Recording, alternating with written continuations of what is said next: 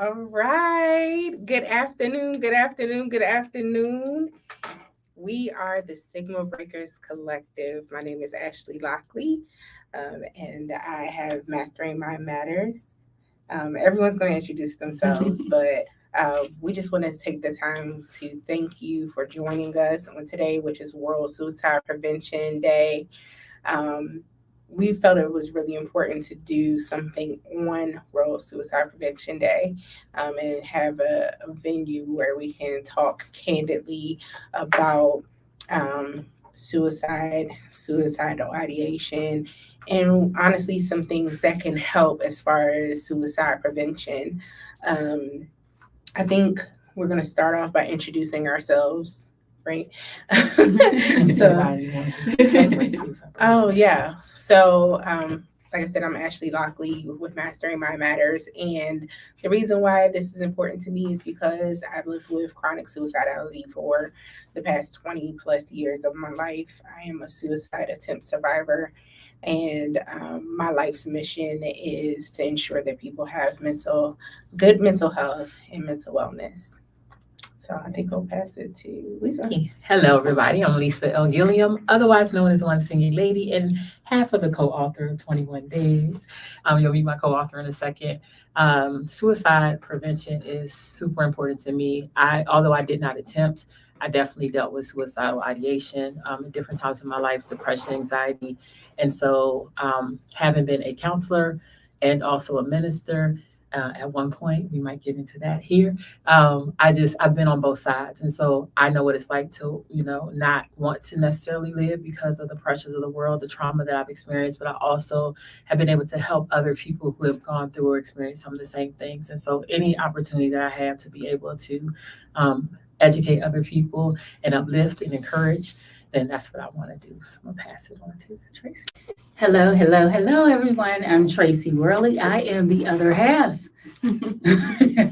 of the book 21 Days. I am here in the capacity of friend and advocate for those who have challenges with mental health. I've had challenges with family members, friends who have battled with depression and suicidal ideation. So I am here on behalf of them and to share information. Hello, everyone. My name is Danya Parker. I'm the president and founder of the Rock for Life Foundation. Suicide is hard for me because I lost my youngest brother to suicide. So, bringing awareness and advocating for those that feel that they're lost and have no help, support, or anything, that's my goal. If I can reach one person, I did my job. So that's why it means a lot to me, especially dealing with my own depression as well, especially after he passed away. So that's why I'm here. So you want to share some statistics? Yes. Just a few statistics, and then we're going to get into the nitty gritty.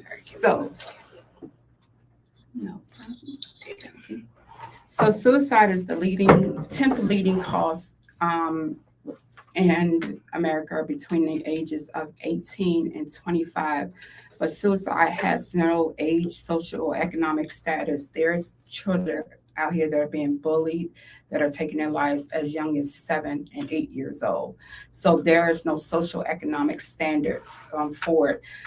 There's also suicide warning signs. These are a few warning signs. Talking about wanting to die or to kill oneself, looking for a way to kill oneself, such as searching online, buying a gun, talking about feeling hopeless or having no reason to live, talking about feeling trapped or in unbearable pain, talking about being a burden to others, increasing the use of alcohol and drugs, acting anxious, and agitated, behaving recklessly, sleeping too little or too less, withdrawing or feeling isolated, showing rage or talking about seeking revenge, displaying extreme mood swings. And these talks like this does not give the person the idea of taking their life. 9 times out of 10, the idea is already there. These are ways that you could be active in it and preventing it. And suicide can be prevented. The suicide hotline number is 988, or you can text hello to 41741. And as a family, friends, loved ones, there's 5 actions of helping someone that's in emotional pain. Acts. Are you thinking about killing yourself? Again, that's a myth. It's not going to put that idea in that person's mind because it's already there. 2, keep them safe. Reduce access to lethal items or places. 3, the most important thing to me is be there. Listen carefully and acknowledge their feelings. 4, help them connect. Call or text the suicide hotline at 988. Stay connected. Follow up. Stay in touch after the crisis. But a lot of times, people that are suffering, they just really want someone to listen. A lot of times we need to talk it out. So be that listening ear. Don't try to tell them X, Y, Z. Just listen. A lot of times that's mainly, we need someone to listen to us. Absolutely. We agree. Can I just expound on that just quickly? Like the symptoms, a lot of the symptoms I've had personally, I notice a lot of people sleep when they're in a state of depression or just like life is overwhelming for them. And so you know your people and you know if it's too little or too less. I also deal with insomnia, and so it's a strange parallel. So sometimes I had to actually question myself: is this the insomnia, or is this just because I'm overwhelmed and I'm stressed and the trauma? The giving away one is a lot. I've seen a lot of younger people do that, but like, older people can do it too. It's a telltale sign, and so I guess one of the reasons why I think things like this are so important is that we're actually educating you so that you're aware when someone in your family or friend or your circle acts differently. Please pay attention. You watching now can actually save a life. Exactly. And so, the first one that Diane talked about is ask them, don't say, are you trying to hurt yourself? Ask them, do you want to kill yourself? Are you thinking about killing yourself? Do you want to die? Because they'll tell you no if you say, I'm just trying to hurt myself. But when you ask specific words, that's when you'll get the answers. And if that is the response, then yes, 988. But if they have a plan, ask if they have a plan. Then 911. There's emergency petitions. There are people that are licensed. I used to be a part of PG Mobile Crisis. They have a DC Mobile Crisis. We just want to make sure people get help because I want you to still be here and I want your loved ones to still be here. But you have to be willing to have conversations. And sometimes, who knows, we might end up crying before the end of the podcast because it's touched us all in different ways. And I think that that's okay. I think that that's important to be vulnerable. And, we talked about like what we wanted to do. And I have to thank Ashley because she was on us, because we said we were going to do something. We didn't do anything last year. And relationships are super, super, super important. Relationships matter. And, not just romantic relationships, but also familial relationships, friendships, pretty much all those ships, even your situationships that we know we really shouldn't be in, they actually matter. And sometimes those trip us up more than right. We wrote the book for a reason. It's not just like promotion, but those ships are very interesting. And when you've had a connection, I'm gonna actually because Ashley said it so eloquently, but connection is so important. And then I'm gonna piggyback on her explanation of community and connection in her own words. I think one of the things that is probably talked about not enough is the fact that quality, consistent relationships play such a big part in suicide prevention. And as I said before, I'm a survivor of a couple of suicide attempts. And the one thing that for me that has really kept me in the game was my village. And I'm so very grateful for them. But now we're seeing it come out in the actual research that community is a protective factor, right? Just like religion is a protective factor, just like, having access to resources is a protective factor. And so being as though these are protective factors, meaning that they don't necessarily stop someone from wanting to die by suicide, or doesn't necessarily stop someone from even attempting suicide. People who have these things, they're just less likely to attempt and to even complete suicide. And so, little small pen there, because you know language matters, and you know what I'm gonna say. We don't say committed suicide Right. anymore. Okay. Notice I'm trying to be very intentional with my language, because as I've been taught, I've, all my life I've heard committed suicide. Mhm. And so it takes, even for us to talk about it a lot, it takes a lot of rewiring, reframing. So we say died by suicide, or even someone completed a suicide. Because the word committed usually has a negative connotation when you say someone committed a crime, right? And so we don't want people to look at suicide in a way that is even more stigmatizing. We're trying to normalize, not necessarily normalize suicide, but normalize the fact that people are dealing with mental illness and suicidal ideation. And so we want our language to reflect that as well. Don't be too hard on yourself if you still do it. Every now and then I'm like, whoops, and I will correct myself, or someone will correct me like, hey.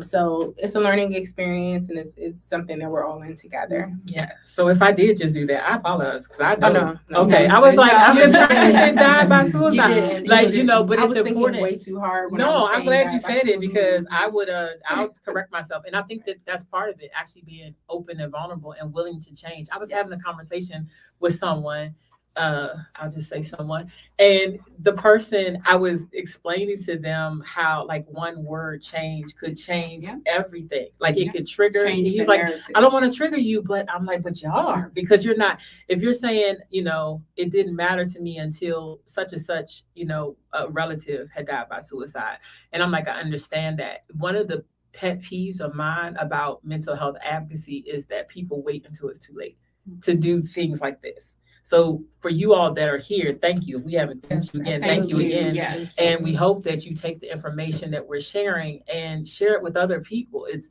about having conversations. And so like, I'm grateful. I met Ashley because of a mutual friend page, because both of us were doing mental health advocacy. And there was Nicole, right? That would, No. You came to I'm not talking about to celebrate life. Travail. That's what I'm saying. They came to celebrate life. Yes. And that's how I met Danya. And then Tracy and I went to high school together, but it was because of conversations that we had. We realized that there was some likenesses and some similarities. And so this topic is not easy. No. It never has been. And relationships are not easy either. But I'm thankful to these ladies, because they have definitely listened to me over and over and over again, talk about some stuff that I've experienced. And that's why I thought, maybe this would be a good topic to talk about this year. What do y'all think? Absolutely. I say that the village is important. We mentioned the village, and I always talk about my tribe, and I always say I have an awesome tribe. And just so grateful to those of you who have come out today. I know there's a lot of things that we're competing with in the NFL today, and all kinds of other things, and you could have been many other places, but that's part of the family, and that's part of being family and supporting and being part of that village. So in that vein, when we talk about relationships and we talk about familial relationships, one of the things that I was thinking about earlier is that familial relationships, however, be it if they were challenged or if they were strong, has a lot to do with how we start to move and develop into healthy or unhealthy relationships with those romantic partner relationships, as we'll talk about a little bit later. So I was thinking about that earlier, and I said, all relationships, all of them matter, because they affect us in one way or the other. Exactly. And that's like what Dylan, Lisa, she's the outspoken one. I always say that. Lisa can tell when I'm having a moment. Okay, I'm going to give you a day. I'm going to give you 2 days. Then after that, we're going to straighten this out. And we go through that. And I appreciate that, because I feel comfortable actually coming to Lisa and saying certain things. So you have to get that village, those people that are behind you.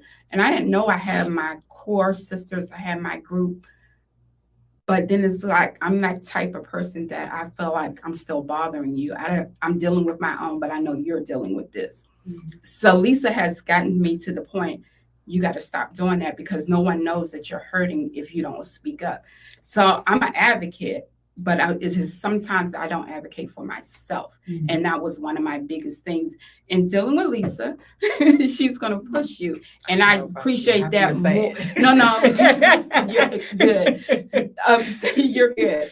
But I appreciate that because she sees that. And I have my cousin the same way. And I recently had a moment and I scared the crap out of my family and friends because it was not my norm. It was something I have never done, never said, but I wasn't thinking that way as they would have thought.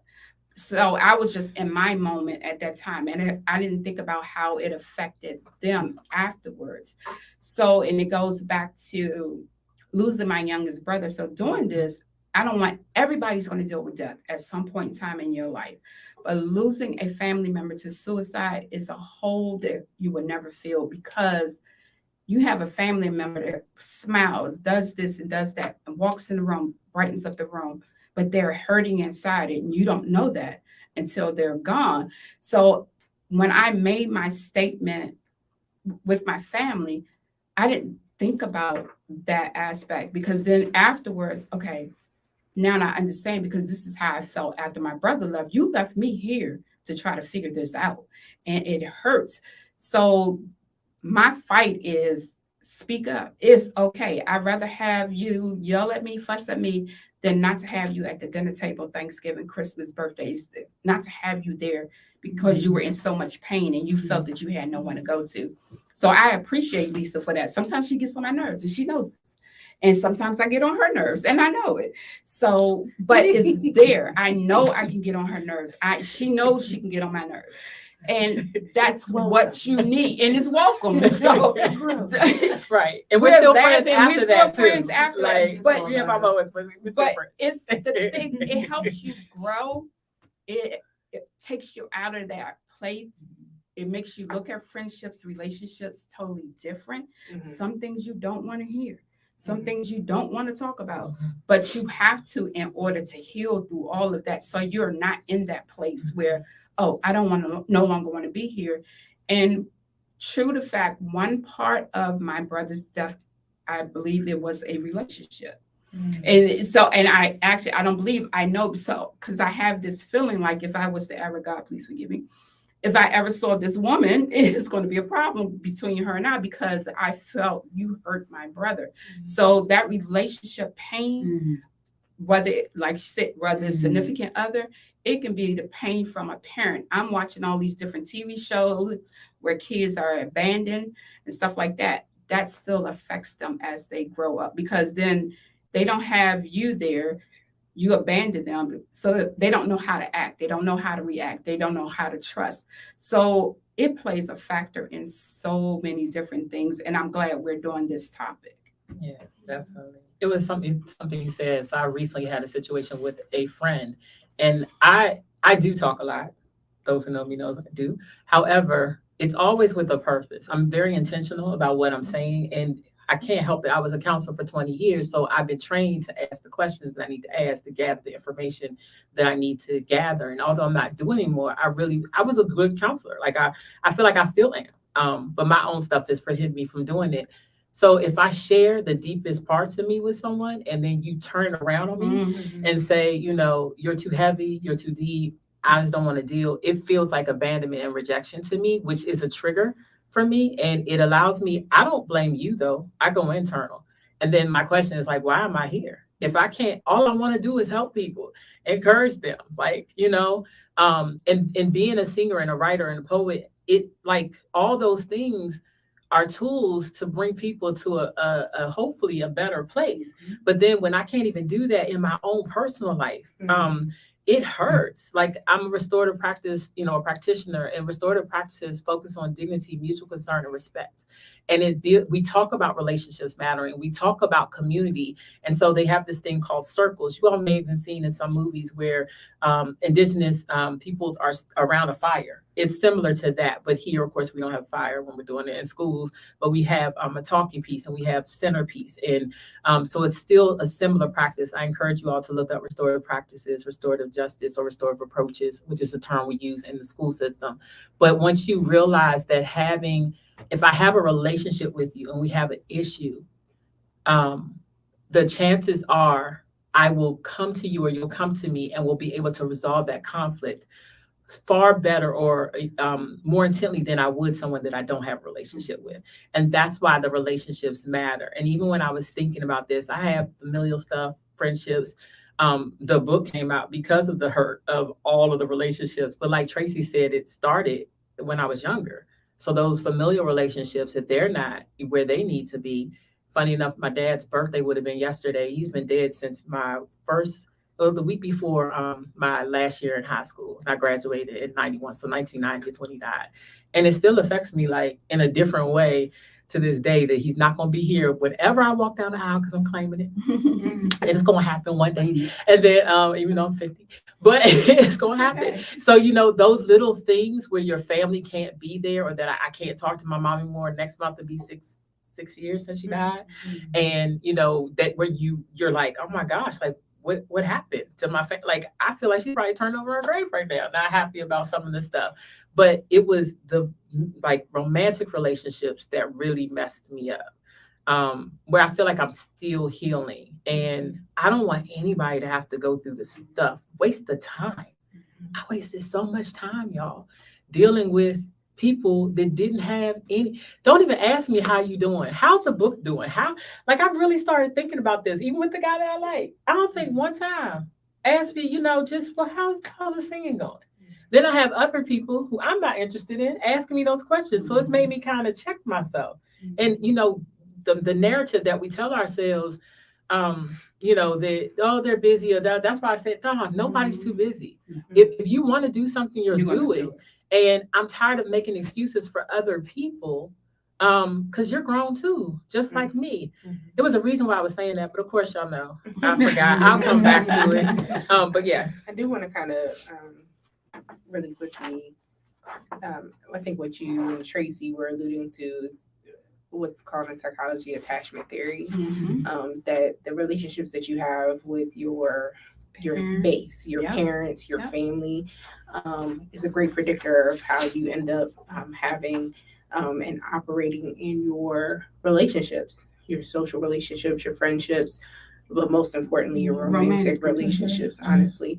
And so this really does start at the beginning. And that's exactly what if you don't have a secure attachment with your parents, that really sets the stage for how you look at the world, because the way it's designed to be is that you're supposed to be able to look at your parents as secure bases, where you know that your world is safe and secure, and you can trust that they have your best interest at heart. And so when there's a crack in that, then there are all different types of attachments. There's avoidant attachment, there's anxious attachment. And it doesn't mean that you're necessarily doomed to having issues, but the chances of you having issues when it comes to romantic relationships is really high.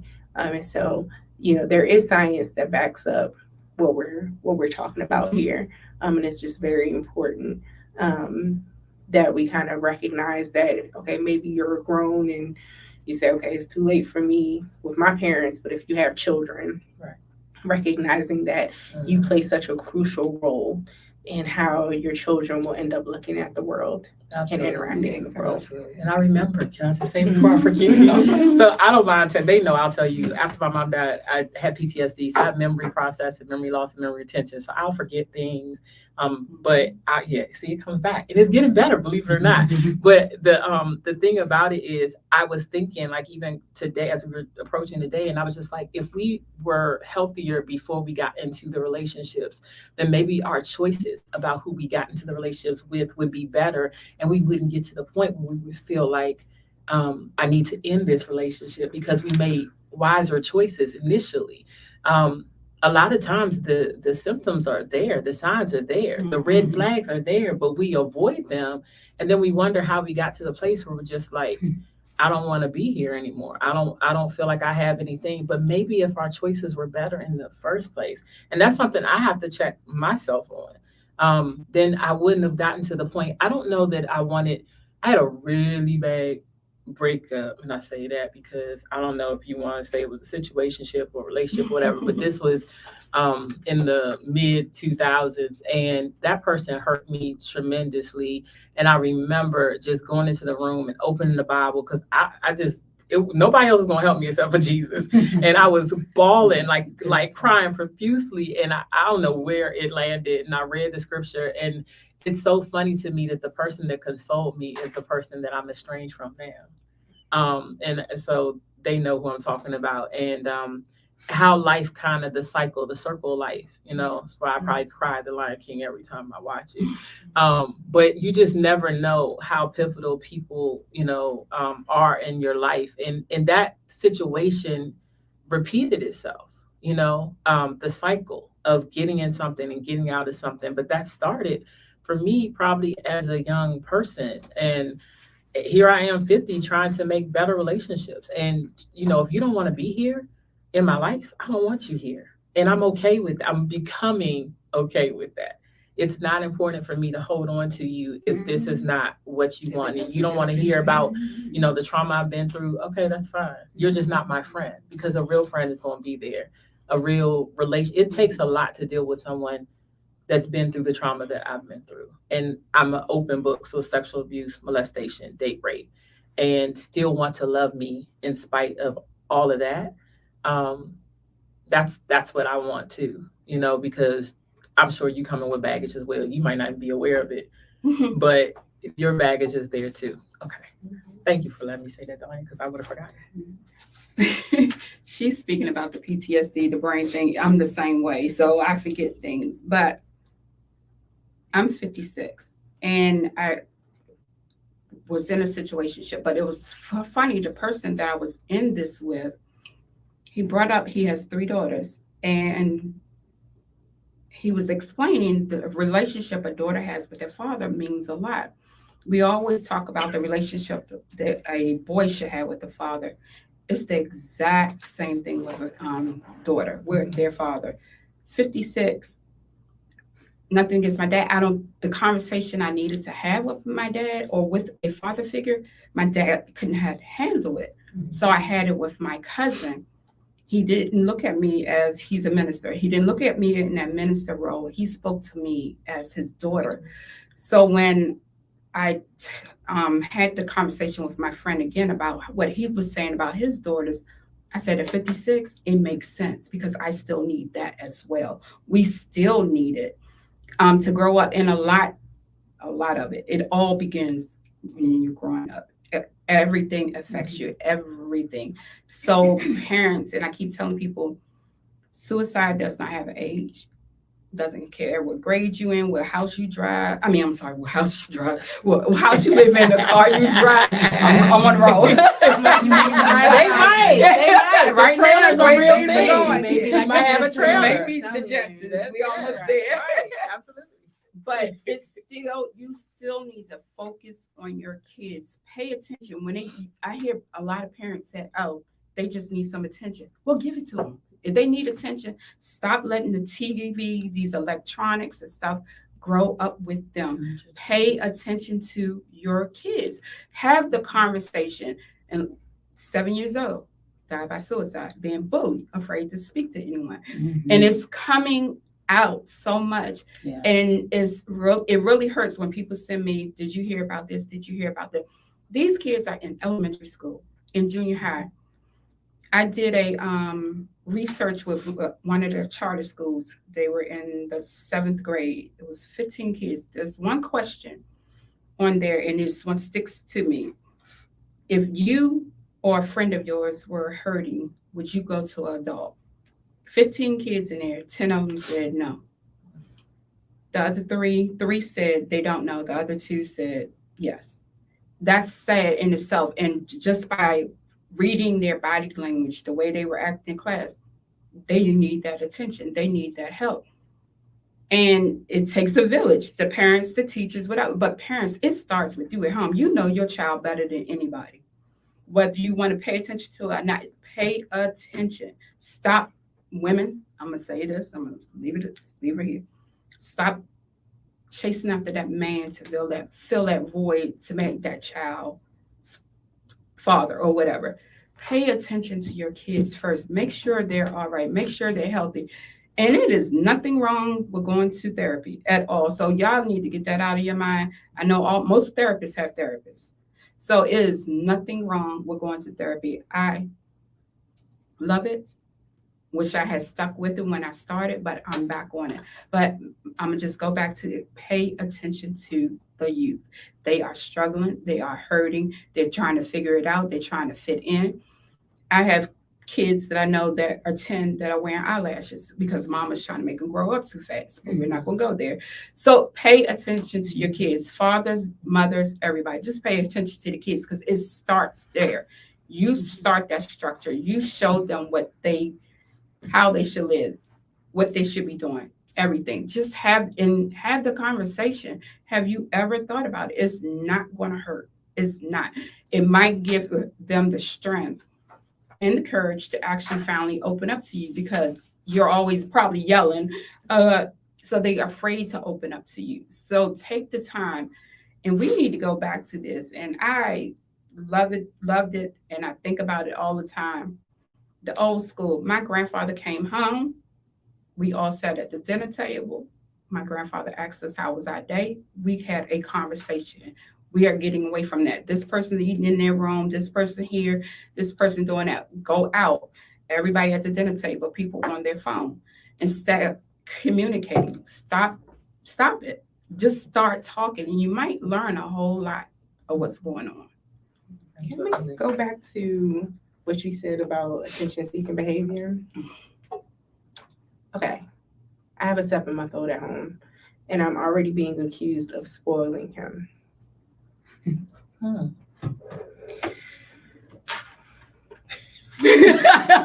Lean in. Y'all come here. All right. All behavior is communication. Say it with me. All behavior is communication. If a child, an adult, is engaging in attention-seeking behavior, they're obviously communicating something. Mm-hmm. It will behoove you to actually try to get to the bottom of what they're trying to communicate. Children don't just simply want attention. They want connection. They want love. They want your time. They want your space. Mm-hmm. And granted, like, all of us are busy. Every single one of us, okay? And I'm sure that you all watching, you're busy as well. But one of the things that you sign up for when you bring a child into this world is sharing yourself wholly with this child or children. There is something, I think, especially in the Black community, there's this preoccupation, I'll call it, with not giving too much attention. Let them cry it out. Let them, and I think that there is space for children to be able to figure things out. There's space for children to be able to learn how to self-soothe and things like that. But these things need to be taught, right? And they don't just need to be taught, they need to be modeled. And so chances are, if your child is engaging in negative attention-seeking behaviors, Either they're not getting something for you or they're seeing it from you. So parent heal thyself. And that's just not for parents. Like, it's for adults in general. Because the other part of it is a lot of us aren't able to give that love, attention, affection to children because we didn't have it ourselves. And so we're having to, Consistently. we're having to parent children and try to reparent ourselves. That's hard work. And I'm not saying you're going to do it perfectly, but also recognize, like, you can't, I think your children should not be at the expense of your trauma. Absolutely. So get help. Mm-hmm. Go see I a therapist. agree. I agree. Yeah. It was something that you said with that, we talked about mentioning.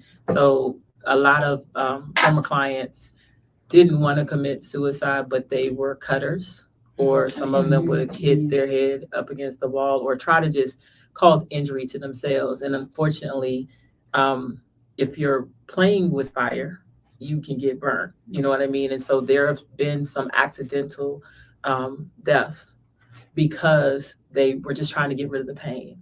And so if you notice cutting, a lot of times they'll wear long sleeves in the summer or a big coat, or which is tough because most teenagers now are wearing hoodies all year round. all Right. year round. But if you're my, come here, how you doing? If this is my child, then I should be able to touch my child and I can see if it's stuff, or it might be on their legs, usually places where things are not covered. I'm not saying barge into the bathroom, I'm not saying that, but there are ways that you can see, because if they're doing it where it's easily accessible at the time. So it's probably not going to be, it could be, but most of the time it's around the wrist.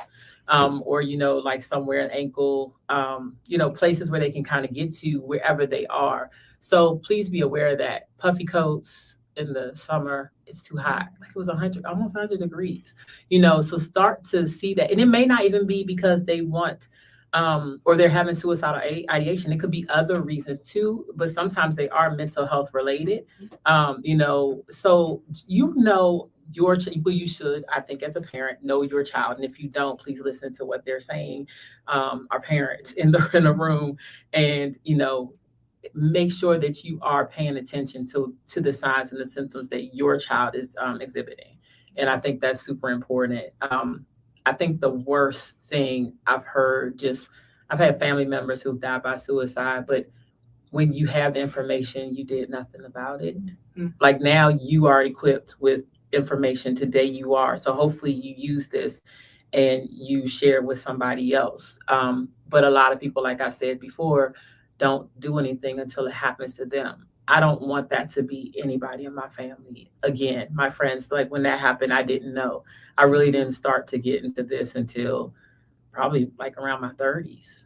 I always wanted to help people, but I didn't start doing Celebrate Life, or, I didn't even know what it was that I was experiencing. I just knew I was sad and I was crying all the time, sleepy all the time. And, and I do still go to therapy. Actually, my therapist is supporting here now, so he can tell you.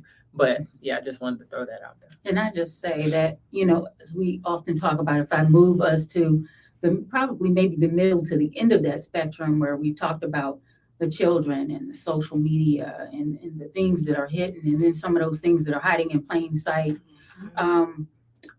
I had a loved one last year to have a literal mental health breakdown. First thing in the morning, I get a text saying, I don't want to be here, and I'm afraid I'm going to hurt myself and my mom. And I didn't, in that moment, I'm like, is this real? Are you being dramatic? Because these are the normal things that happen. Or is this person just being dramatic? I know it's a lot, caring for a person that has Alzheimer's, it's a lot. I've lived in the house with that growing up. But at the same time, I said, if this is real, I don't want it on my head that I didn't do anything. And then I picked up the phone, I called, because I said, we're not going to text back and forth. So I said, are you all right with me calling? I think it was the DC, hotline, crisis. And he said, yes. And so I called, and like within 45 minutes, they had somebody at the house, and he's still receiving services and doing so much better. Just knowing he had the support, that support system. And often as caregivers, people don't pay attention to, the person that's doing the care. We often look at the person that needs the care. Yeah. And then there are cases where the caregiver's health breaks down. Oh, yes. And that they are in need of more physical health, and then mental health services. Mhm. So making sure that even as a caregiver, that you get counseling, get therapy. It's okay to talk through some things sometimes because relatives don't always understand. No. Right. And sometimes you need someone else just to listen, Yeah. listen to you as you try to manage someone else's care and then often have to manage your own care. I'm glad that you said Mhm. something, but also I would say that it's no different. If I walked in and there was a physical emergency there, I'm not gonna ask them. I'm gonna call. So when it comes to mental health, you really don't have the time to be getting permission because just like that, the person could decide, that this is it. And you never know. You never You're want more to take it. experienced with it than No, I am. no, you're good. I know that's good. You You're did more fine. than most people. And I said, would I'm have glad done. that you called. I'm just Yes. talking about Yeah, in it's a general. very close relative. So Yeah. I know this person, and I'm like, are you being, Yeah. like, I really want, are you being? And I said, we don't have time to No, decide and whether or I'm glad not that you're you being thought about dramatic. that. I think that that's also part of breaking the stigma because I want it to be a place where we're not thinking that first, where Right. we're Just automatically automatic. thinking, just like we would medical health, we're thinking the same Immediately thing call about 911 mental if health, something's right? going If on. you can ask the questions, everybody can say, do you want to commit? Well, sorry, do you want to die? Do you? What is your plan? Even if you just ask those two questions, are you trying to kill yourself or do you want to die? And what's your plan? If they say a plan and they tell you where it is, it's my pills or I have a gun or I have a knife, you want to access or find out if they have access to those things. You have pills in your cabinet, you have whatever it is. There a gun in the house, is there a knife in the house? We have to get to the point where we are that's like the baseline. And that's why this is so important. So you did fine. That's great. And you actually did something where I know some people who wouldn't do anything and they don't even care. I know you're an empathetic person. I know you care. But the sad reality is a lot of people don't. Not my and problem. And that's exactly Not what I my was gonna problem. say. I I'm don't want dealing any with part my, of it. and then Yeah. that's the part, Yeah. another part with people that are dealing with mental illness. Another thing is, sometimes we don't want to say anything or they don't want to say anything because you don't want to get that response. Oh, I'm dealing with something too, or this person. Don't say that. That is the worst thing you can say to somebody that's actually reaching out to you. If they even mention anything and then you come back and say, I can't handle that. I'm dealing with my own stuff, this, that, and other. So that pulls them back into that shell. So that defense again. So they feel like they're bothering people. So if I'm not here, I'm not a bother to you. And that's how they're looking at it. If I'm no longer here, you're not bothered. But it's a big bother when you're no longer here. So stop doing that. Stop making that comment. If you can't handle it, say, hey, look, I don't know how to handle that. Let's work. We can call somebody. And everybody can Google everything and this, that, and other. You have Google. There's no excuse. There's none whatsoever. None. Yeah. So please stop doing that. If you can't handle it, and a lot of people, sometimes I don't want to handle it. Right. But it's there. I know I have to do X, Y, Z. And Lisa mentioned it. Sometimes we don't deal with something until it's smacked right out in our face. If it wasn't for my brother's death, I don't know if I would be an advocate. I don't know if I would be doing what I'm doing. I'm a diabetic. I deal with seizures. I'm not an advocate for seizures. I'm not an advocate for diabetes, but I'm a strong advocate for mental illness and suicide prevention. So it's in everybody's family, whether we want to admit it or not. It's someone in your family that is dealing with something, and we got to stop sweeping it up under the rug, because after a while, that rug is going to be so high we can't walk over it anymore. We're going to tumble. So we got to get rid of that stigma. So stop sweeping it under the rug. The thing about going to a therapist, stop that nonsense. And then one thing I can say this. I'm sorry. She said stop the foolishness. I say nonsense. Nonsense. It's the Yeah. nonsense. Because when my brother, I'm gonna be complete. When my brother passed away, and when I went back to work, someone asked me, how did my brother die? And I told him by suicide. The first thing that person said to me, oh, Black people don't take their lives. I shut down. I missed stopped that. mentioning. So then it was almost, I was ashamed to admit that my brother had died by suicide, because growing up, honestly, that's what we heard. White people always took their life. No, it has no color. It cares less about color. Mhm. And elderly people, their suicide rate is extremely high as well, because they've been so independent. If something happens to them, they feel like they're a burden and they're bothersome to people. I know a lady, she was 91 years old. She jumped out the window at the hospital after she saw her son. She had been an active person. She fell, broke her hip. She was in a hospital. She felt like she was a burden.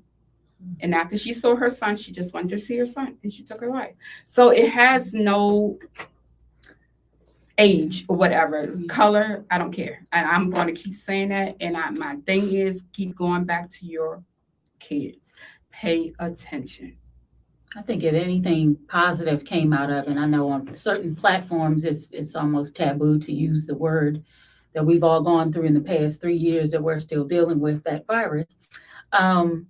But if something good came out of that, I think it became okay to go to therapy or counseling.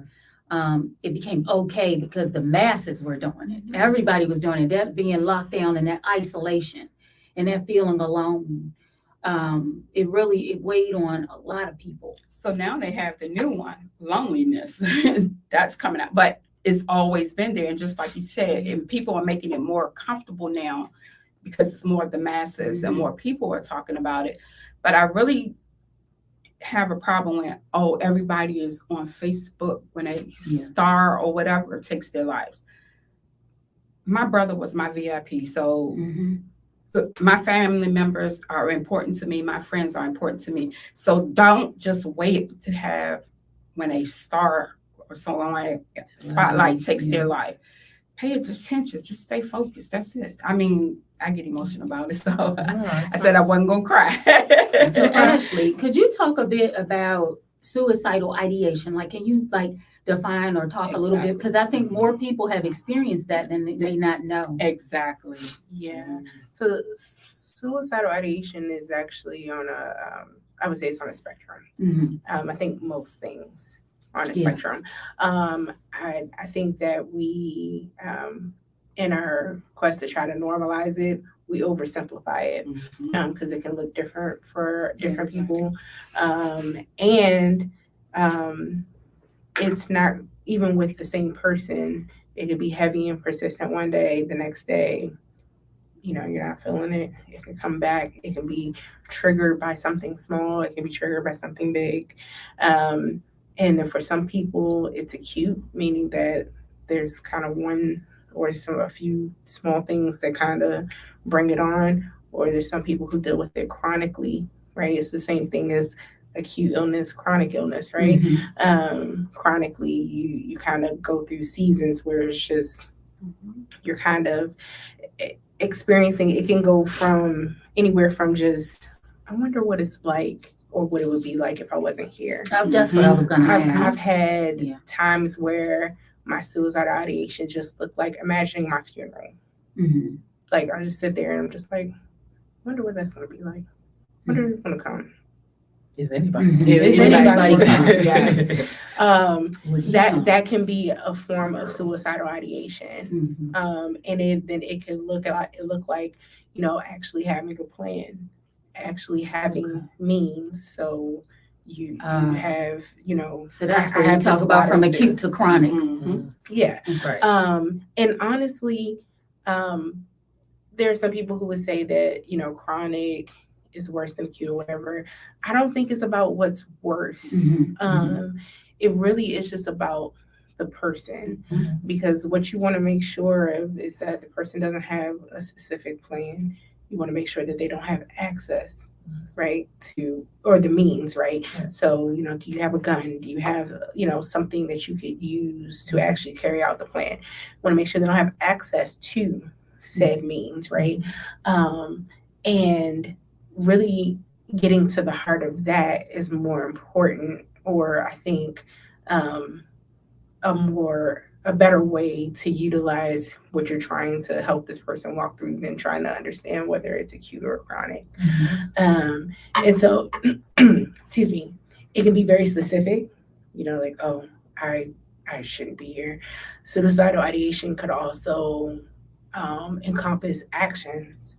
And we talked about some of those things. You start giving away things that mean a lot to you. You're not self-medicating. you're self-medicating. You're engaging in more impulsive behaviors. I lost my brother in 2019, and I think a lot back to 2019 and just how some of his behaviors became impulsive. I cannot say for sure, but when someone passes unexpectedly, he was 36 years old. You don't expect to bury someone who's 36 years old, right? And so I think back to how impulsive some of his behavior got, and I just wonder, did I miss something? That was, some things that we became privy to post his passing. Like, did I miss something? Right. And it can be very easy because everyone's not going to, like Danya said, everyone's not going to come and say, hey, this is what I'm thinking about. And I think one of the things that bothers me about how we talk about suicide prevention these days is that the onus is on the person who's dealing with the suicidal ideation. Not gonna say nothing. The burden is on you.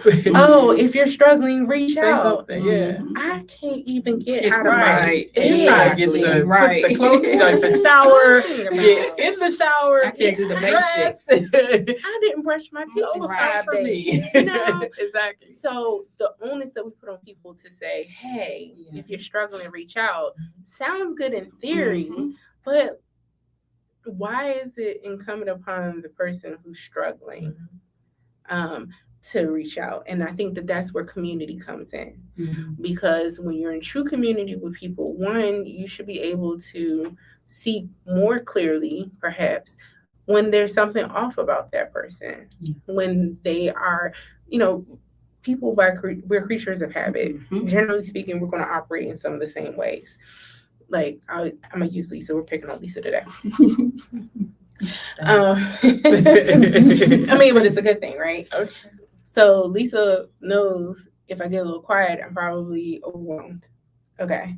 And she'll ask me, how am I doing? Okay. And And feeling, because doing right. and feeling are two different Exactly. things.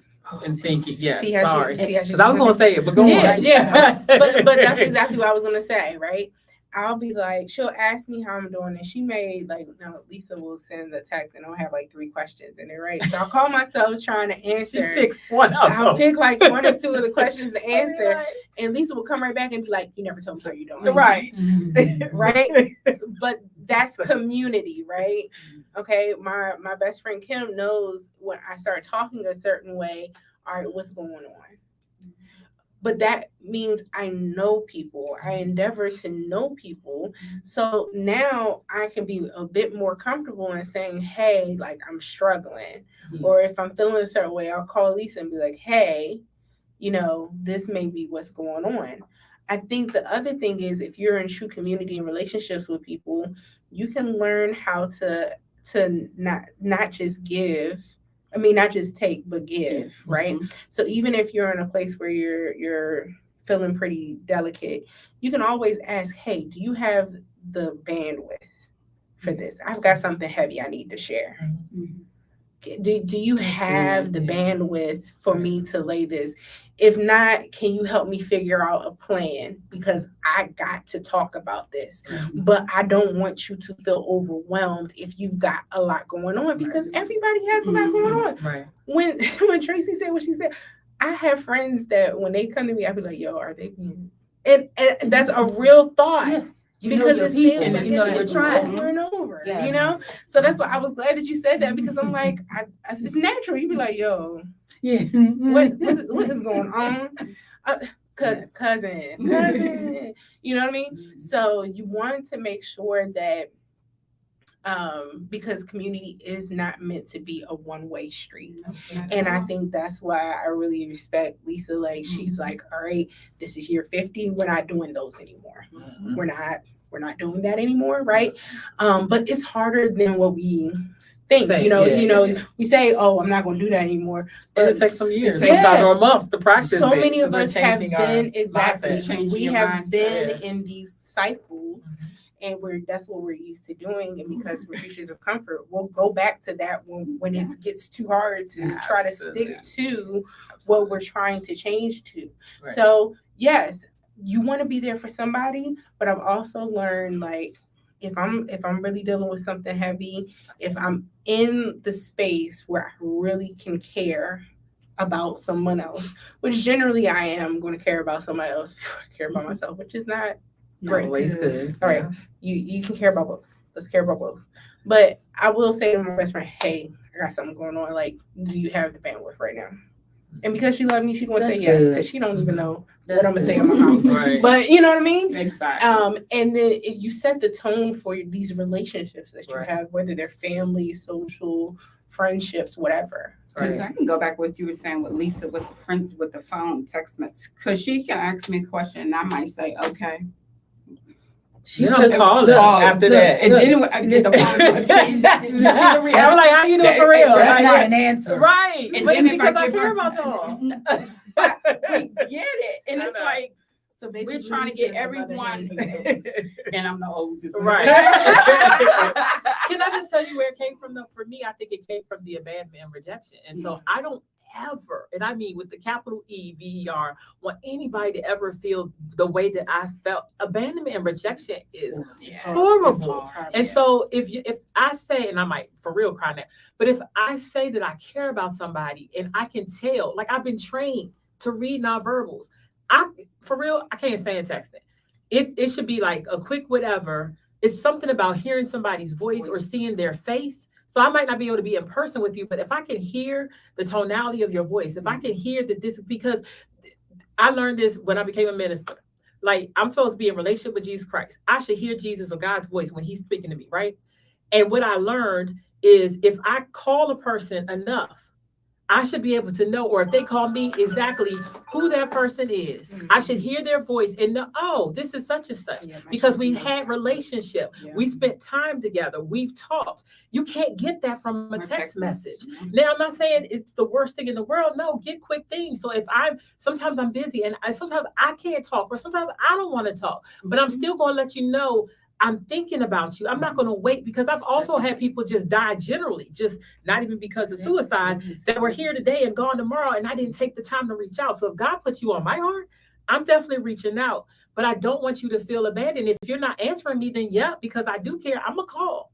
And if I call, I actually know where all of them live. So if I have to, I would do a pop-up. If it's that serious, especially if I know that you're dealing with suicidal ideation or depression or anxiety, some type of mental health, topic or illness, I just don't want you to feel like you are by yourself. And I want people in my life that are going to rock with me like that too. And if you're not, I now believe you're just not the person for me. Right. You're not supposed, and I'm not even talking about romantically. If I'll ask, I'm like, hey, do you got time to talk?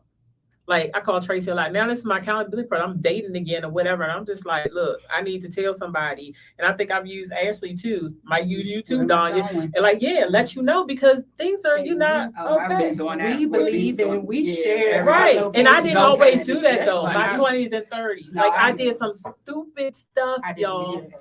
And I'm not that person now. And I'm a big girl. Y'all can see this, right? So sometimes in my mind, I'm just like, nobody gonna do nothing to me, because they can snatch me up just like they can somebody else, right? I'm still a female. So, change your mindset. And I've had to do so much by myself that I'm just used to doing it by myself. So even when people are like, my neighbor likes me. He's about 5'6" or something like that, right? I don't know if you see. So like y'all feel I'm now 5'10" and a half. I was 6'1". So I have this thing, sorry about height. And but I don't have no other male to help me. Man, that thing, a case of water is heavy. So I'm grateful to have a friend or a neighbor that's willing. He knows I'm not interested in him like that or whatever. But just to have somebody there that's looking out for me, I know if nobody else looks out for me in my neighborhood, he does. I don't know if it's just because of his interest in me or not, but it still is nice, a nice feeling to know that somebody is making sure that I'm good. It took him a year to even get the Google Voice number. But I was honest with him about that because he's literally my next door neighbor. So, we're going to go about that another one. But you have to be careful even in that, right? Yes. But I'm saying, I'm like, I don't know him, but I'm getting to know him. Right. Not interested in a romantic thing, but I'm thankful for just having someone in the community because I see people, but I don't know them. I go to work and come home. Some of my sisters are on the line now today, and I'm grateful for you because we do, WhatsApp.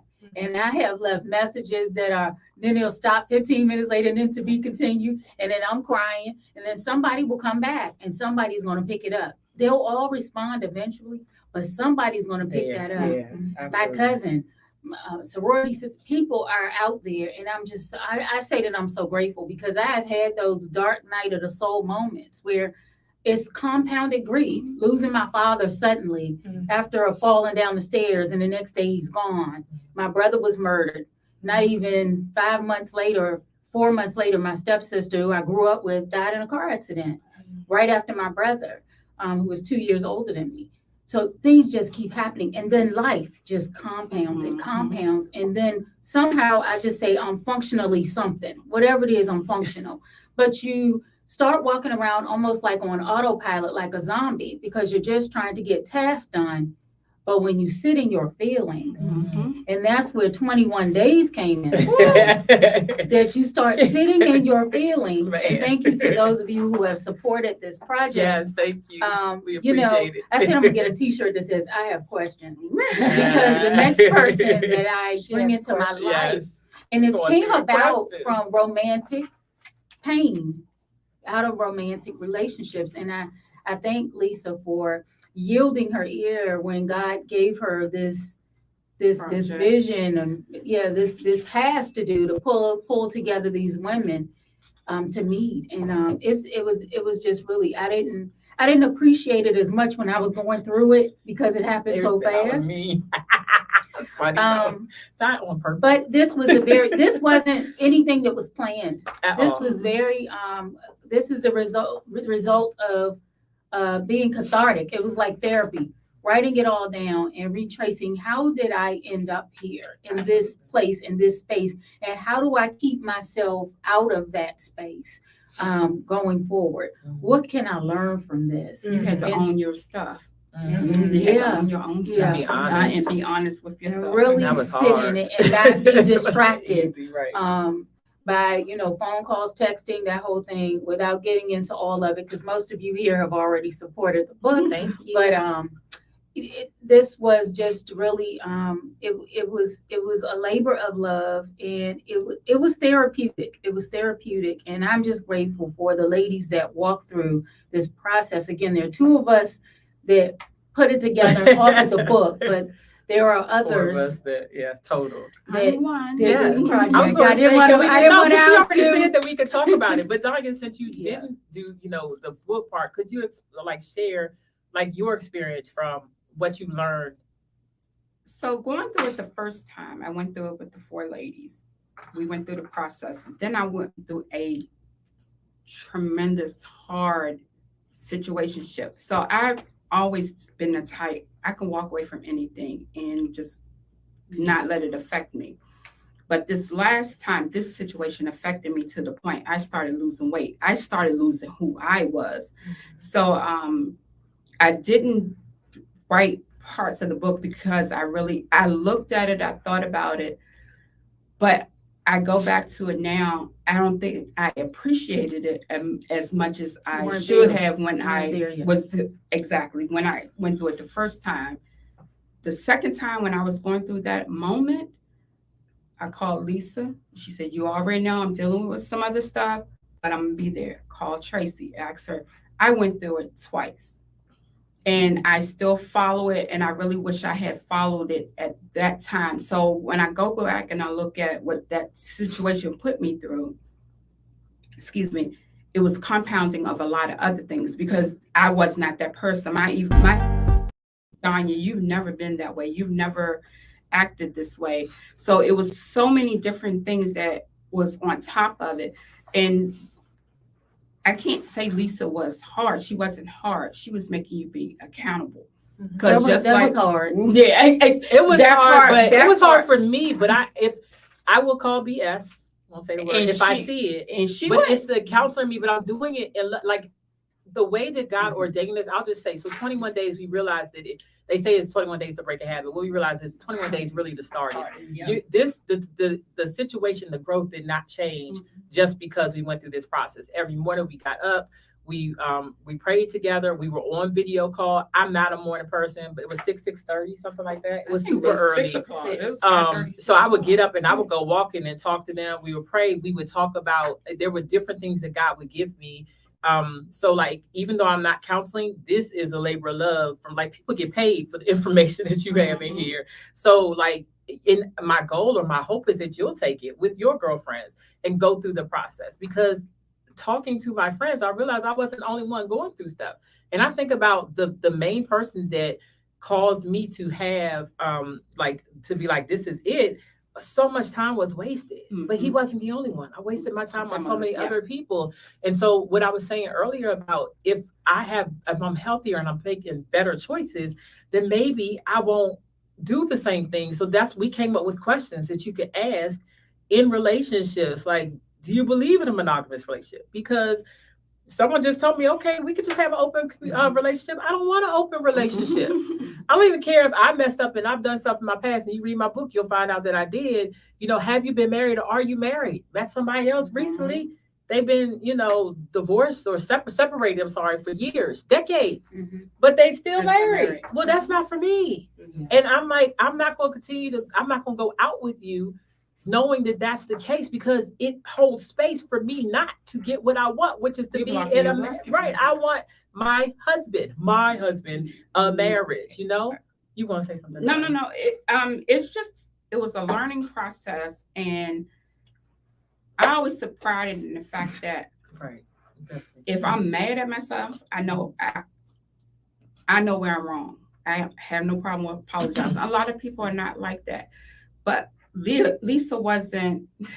She wasn't hard, but she made you own it more.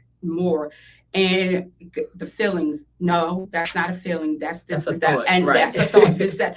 I'm You're like, different. look. So I would have a moment. Look, I don't even want to talk to you. I need to talk to Tracy. Look, I'm that's like, fine. look, okay, this is we how. gonna follow back though. Exactly, she would, but it made you take ownership of where you were, the problem that you caused, because you played a factor in that as well. Because the sign 9 times out of 10, the signs are there, but it also helps with so many other relationships and relationships at work, relationships with parents, relationships with children, girlfriends, whatever. So it helped a lot, and she's fussed at me. Again, I am the oldest one sitting at the table, but she fussed at me a lot, but it also made me be honest with myself more. I BS, say, okay, yeah, okay, I know. And the sad part is, even when I'm talking to my therapist, I can finish the thing before she even starts it. Danya, you already know. Sad part is I already know, but it's up to you to make that mindset, change that narrative and stuff like that. So it's on you. And the book is absolutely amazing. So I suggest you do the 21 days. Yeah, we shout. I done did 42 other days. sister too, who's Yes. not here. Yeah. She's watching though. She's I did on. 42 days. But yeah, And if you messed up one day, we make you have to start over that's again. the thing. So. Yeah, they will make you start back over. But when I did it by myself with the two, I got perspective from both of them. Different, because everybody's Lisa thought called process me. is Lisa different. called me and said, "Make sure I know you meet with Danya today while I'm not here, but make sure you stick to the." I said, "I got it. Because But it's it just was worth- account. you Real have to- friends keep their friends accountable. Accountable. Exactly. And if we, and it doesn't mean that you don't have space for, like, we have cried together. I know I have cried. I can't talk about that. I'm not going to talk about that. I've cried with each one of these ladies. I've laughed. I have joked. Each one has been a blessing to me in different ways and collective ways. They made sure, just like I said, I've had family things. So I don't have anybody. My parents are dead. My grandparents are dead. I wanted to celebrate 50. I didn't know if I was going to make it. My dad died before he was 50. And so they all made sure that I was able to celebrate my birthday. They didn't have to do that. And I've said that, but I appreciate you, Danya. I appreciate you, Ashley. I appreciate you, Tracy. But it's the little things that, for people who have all that, you may not know. Even the guy that I was dealing with didn't even do nothing. Like, seriously. So it's made me look at, like, what is wrong with you?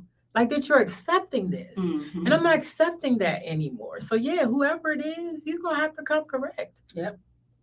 Period. Period. With the exclamation point. So with all of that and the 21 days, and we're talking about relationships, talking about suicide, how do they two combine? connect So, in your yeah, eyes? the first thing that I said is knowing, being healthy going into it. Like, the chances are, if your picker is right, I mean, I do believe the Bible says, man that finds a wife finds a good thing, right? But if I have a relationship with God first, and He's telling me, whatever it is, because He does give us choice, you know what I mean? If my relationship is where it needs to be with God, and I'm listening to Him, He'll let me know if Joe is the right man for me. I don't know who Joe is, y'all. I'm just using the name, right? But that'd be funny if Joe was the husband. Anyway, so, but whoever, right? Bob or Billy or Tim, whoever you are, they'll let me know. I'm just saying. I just want one. I'm just saying. I just want to make sure that y'all know that it doesn't matter. It does matter, but it doesn't matter. So I think that if I know my relationship is right first, I'm going to hear God, because He speaks to His people. And so oftentimes, because I've also counseled married, I've counseled parents, I've counseled people who've gone through divorce. I know that's not me, because I'm not any of those things. I don't have children. I've never been married. I've never been divorced, clearly. But I've counseled from elementary, well, even daycare, because I used to be a daycare provider, up to elderly. And so I've learned and I've listened. 20 years of experience has taught me a lot. I don't feel like you have to go through it personally to be able to help other people. And I know that it's worked because I've seen the fruit. So I understand some people say, you got to study first. I did study. I have my master's degree in counseling. Like, I'm not dumb, but I'm just not, it's not personal experience. But I can listen to whatever you've gone through and I can learn from it. And I take the things that I've studied and I've combined it. And I think a lot of people get into stuff because they're lonely. They don't want, I don't want to be, lonely, single either. Not no more, not at 50. But instead of, I don't want to be in the mess that I was in either. So I take the time to love Lisa, like, for real. Like, there's things about me that I don't like, but there's a whole lot of things that I do like. And if you want to come, I got stretch marks. I got bumps on my legs from scratching because of dry skin, because of diabetes. Like, I'm putting it all out there. If you love me, you gonna love me with all that. That's right. I'm still cute, even with the adult acne. Yep, I said it. So, like, I understand my flaws. Do you know yours? Exactly. And are you embracing those things? Exactly. Because how is somebody else gonna love you if you don't even love yourself? And that's one of the reasons Yeah. why I am intentionally single right now, because I realized that I was very dependent on being affirmed by the person that I was in the relationship with, whatever relationship, whatever we want to define that as. And I was very dependent on that. And so we had to go back to the whole self-love piece after years and a lot of money spent on coaching.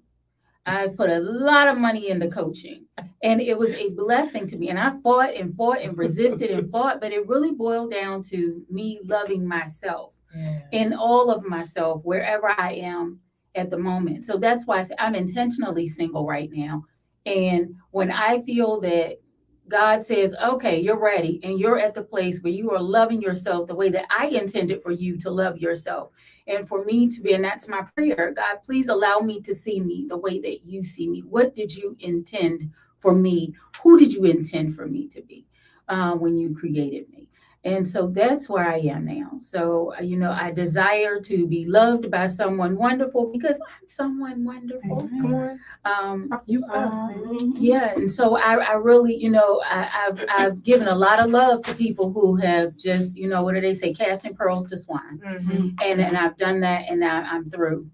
I'm through with that. So now I'm just investing that time in me and going to therapy and talking to my sister circles. And I have a bunch of little micro circles of people who love on me and that I love on them back. And I'm just very grateful for that prayer and the support that I've received. So and that's with any relationship. Everything that you said, that Love. is with any relationship. You have to love yourself, respect yourself.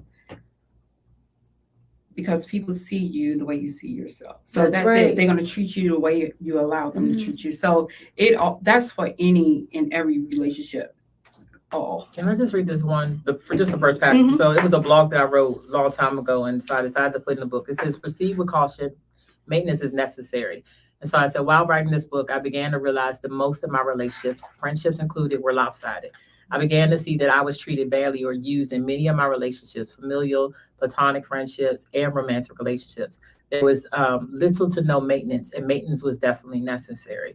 And so I continue about having self-checks and things like that. I think the more we pour into us and knowing who we are, we won't maybe get into relationships that break us down. With the people that are abusive, the people that, don't see our value and our worth. We have to know what that is too. exactly. And I didn't always feel worth it. Being not the average size female and, just different things in my life made me just like question like myself and my existence. And I think the more I love me, the more I'm not allowing people, whether that's family or friends or romantic relationships, to break me down. And no, you can't treat me that way. Exactly. I know what I want. I don't know where it changed, but I remember support means the world to me. They know, right? But at some point, I got to a place where like whoever I was dating, it was like, okay, if they never come to a show, no, that's not okay with me. Because this is something I'm doing for the rest of my life. You may not be a mental health advocate, but if you're not supporting me when I'm doing it, that says something. You don't ever come to a concert and it's free, even if you gotta pay. Like, are you willing to you can't download one song, when you already have Apple or Spotify or Amazon, you're not even paying anything extra. All those little things for me matters. And I would just allow myself to be, Tracy pointed out one of the questions about like, do you believe in therapy? How can I be a counselor and I'm dating somebody who doesn't believe that they should go? Like maintenance, that's another tool that you can use for your relationships, going to therapy, because you don't see everything when you're in the situation. So I think for me, I guess where it intersects is knowing who you are so that you don't end up down the path with someone that causes you the brokenness that you feel. You know what I mean? Like every relationship where I felt broken, a lot of times it was because of some things that I allowed. Exactly. They cheated on me, I allowed it because I went back. Exactly. Or they, used me or talked about me. Or I remember one guy, he was just like, I mean, you cute or whatever, but you're not no model. I wasn't trying to be a model, but people have actually asked me to model because of my height, and just letting him get into my head.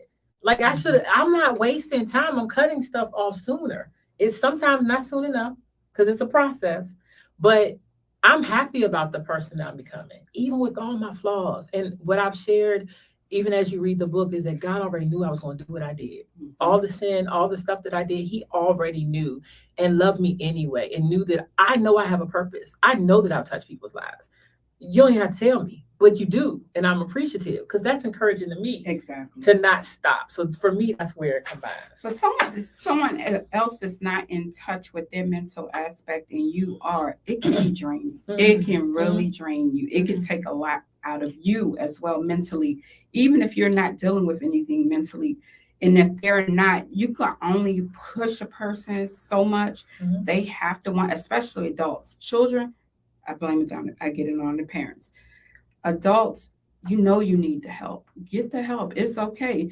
And I'm not saying this, and it might almost sound like I'm contradicting myself about people coming to you and say, okay, I need help or whatever. But sometimes if I keep telling you, okay, look, I got you. We can do this. You can do this. You can do that. But you keep doing the same thing. It's like you really don't want the help. So sometimes somebody else's mental part can also destroy you, can hurt you. Because then sometimes being a mental health advocate, and I can say this, you can have family members and you're trying to help and it doesn't seem like it's helping.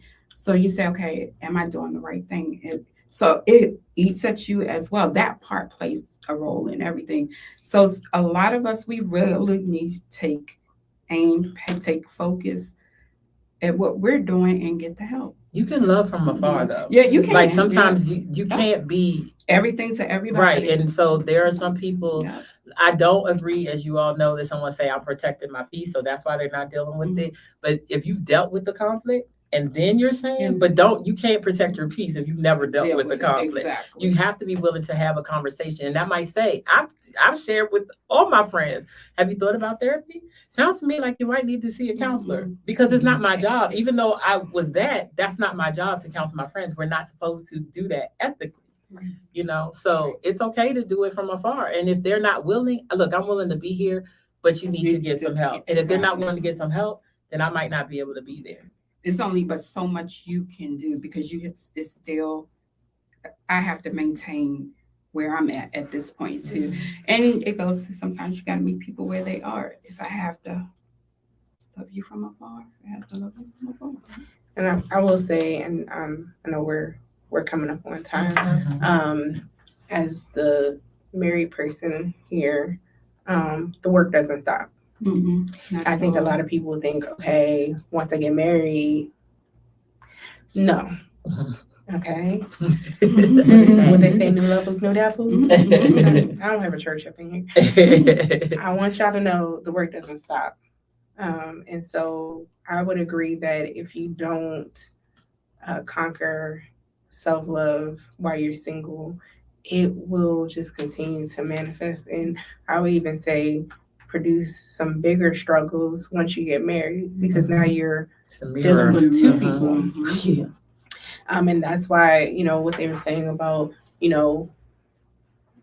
knowing what your partner's personal kind of view on life and mental health and physical health, all those things matter because somebody's going to have to be responsible for it. And it's either going to be them or it's going to be you. And if you have to take on the burden of both of you alls, I don't think that that's necessarily what a lot of us have in mind. We can share each other's burdens, but I can't carry you.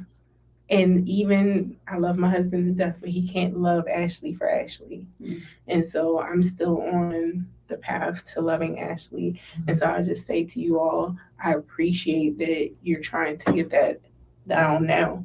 But it's a journey. It's not going to stop. It's not going to stop when she get married. We're coming up toward the end of this wonderful conversation, and I think that it's been great. It's been beautiful. Didn't you want to say anything? Oh, well, I'm like, no. Well, definitely that. But I mean, comments. If people say in the comments, we just had a few. Definitely talk about your work. Tisha Irby just said, "Good evening, ladies. Thank you for tackling a tough and sometimes painful part of mental health." Kendra Johnson, I'm sorry, said that caregivers need support. And then she also said, "Now that's a word. I'm not sure which part was a word. A word was said. Did not our hearts burn?" And so we want to keep the conversation going. So this particular conversation is coming to an end, but that doesn't mean that the conversation stops. And so you're dying. Lisa and Tracy. Oh, wow, I have parent brain already. It's okay. It's Calling okay. everybody else's name. You know, parents, you have multiple Call kids. You be like, everybody. John, Susie. Right. You know who you're talking about. No, I don't. Lisa and Tracy authored 21 Days, which is about romantic relationships. I have authored 2 children's books, one of which is sort of autobiographical. I'm the mother bonus mom to a 12-year-old, and when my husband and I started dating and we got married, I had to develop a relationship not just with my husband but also with my son, and so Two Best Buds for Romel kind of walks through that process and explains to children that when you have these new opportunities for relationships, it may not always feel great, right? Especially when you start getting into truly integrating yourselves into one another's worlds, and things change and priorities change, and that's okay. And so if you want to check it out by Ashley Burton Lockley, it's called Two Best Buds for Romel. That's all I wanted to say about that. All right, so the call to action. So yeah. So you had different resources. Did you want to? So I'm going to put up some resources on the screen. It's going to kind of partially block us. But I did have some resources that are up on the screen, and you now can't see me or Lisa. Their resources are beautiful Vanna White. Wait, just smile. Just smile away. So just, y'all should point to the Just point to screen, the Danya and screen. Tracy, Yes, so they can beautiful. see. Yes. There are resources that you can utilize if you know someone who is experiencing mental anguish and or suicidal ideation. There's 988, which is the National Crisis Hotline. I don't think they're still using 1-800-273-TALK. No, It's now 988. I'm sorry. But if you go to NAMI.org, there are some other resources. You can text the word home to 741-741. You can also go to the Suicidology website. They have crisis resources on there that are really great, and they're national and on the state and local levels.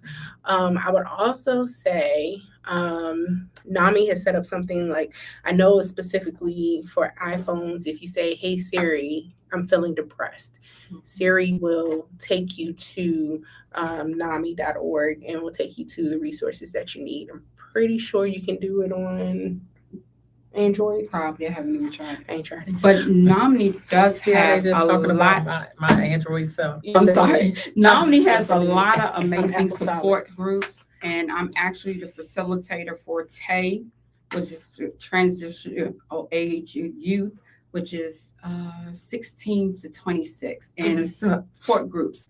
But check out NAMI.org. We have a lot of amazing support groups, and we're in all 50 states. I met Dan Ellison the other day.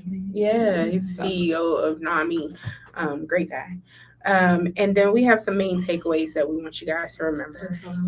Oh, I'm sorry. Oh, yeah, I'm So sorry. if you all do that, you visit one of the resources, you let us know. You can actually email me at One Senior Lady, or actually if you go to my website, lisalgilliam.com, I will make sure within the next 48 hours, if you check out one of those resources, then I will give you a free track from one of my CDs. I have songs or poems that I've written about suicide. So there'll probably be no more thoughts of suicide, just to encourage you.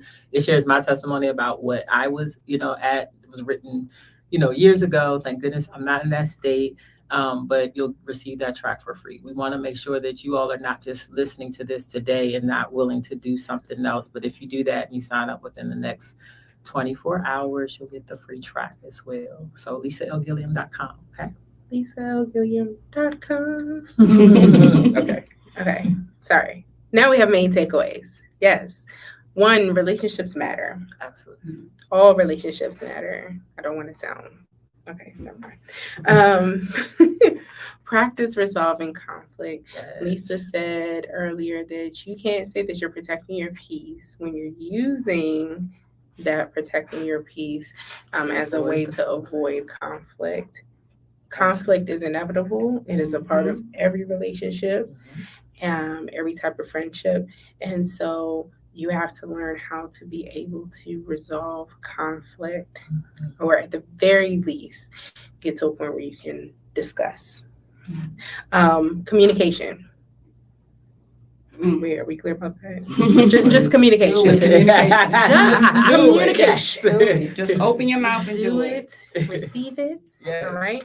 People are not mind readers, but also understand that communication is more than just the words you say. Yes. And so when you are seeming a certain way, looking a certain way, people are taking those things as well. And so just understand that. And then finally, community is important. I am so grateful for these 3 young ladies who are sitting up here with me. And I think it's been time well spent. Absolutely. Deborah Reed said, wonderful and very important discussion. Great job. Thank you so much, Thank Deborah. you. Thanks for joining Really us, appreciate everybody. it. We're going to go around and let everyone have their last say. And while people are doing that, I'm going to put their contact information up on the screen. So if you want to be in touch with anybody, go ahead and take note of that as we do it. Danya, you want to start us off? Again, my name is Danya Parker, president and co-founder of the Rock for Life Foundation. You can find us on Facebook, Instagram. We do a lot of stuff within the community. I actually go out and speak. I tell my story about my depression and everything that I've gone through. And I also tell my family story in regards to losing my brother to suicide. My cell phone number is 240-719-1644. Yes, Thank you. And I love the Rock for Life Foundation and the work that they're doing. Thank you. And Danya doesn't get to lose me. I actually share a birthday with her late brother. Yeah.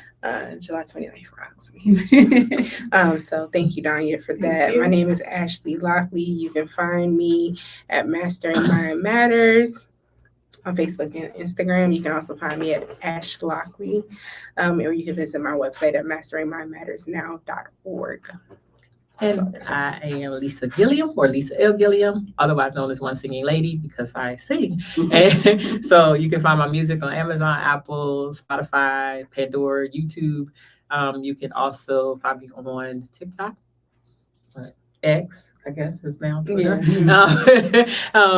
Facebook and Instagram at One Singing Lady, and that's the number 1. YouTube is spelled out ONESINGINGLADY. And I hope that you all Ooh, will girl, you can spell. remain connected. I hope so. At 50, I should be able Baby, to. listen, all the INGs be One day I did forget that. And thank you so much again, everyone, for joining us. Again, I'm Tracy Worley. My website is by Tracy M, BYTRACYM.com. I'm also on Instagram, and you can find me by looking up I Am Tracy Monique. And check out my book. We would love that if you check out 21 Days, if you get an opportunity to check it out. And don't forget to ask questions. Yes. And we are the stigma breakers. Yes, collective we are. We did it. Thanks so much, you Thank all. you. Have a good one. Have a great one, and we will look out for more from us. We're going to get ourselves together. Yes, this is the year. We're going to do it. It's going to happen. Coming up. We're gonna live to see it happen. That's what the song says. Yes. All right, so look out for more from the Stigma Breakers Collective. We love you guys, and we hope to hear from you soon. Thank you. Bye. Bye-bye.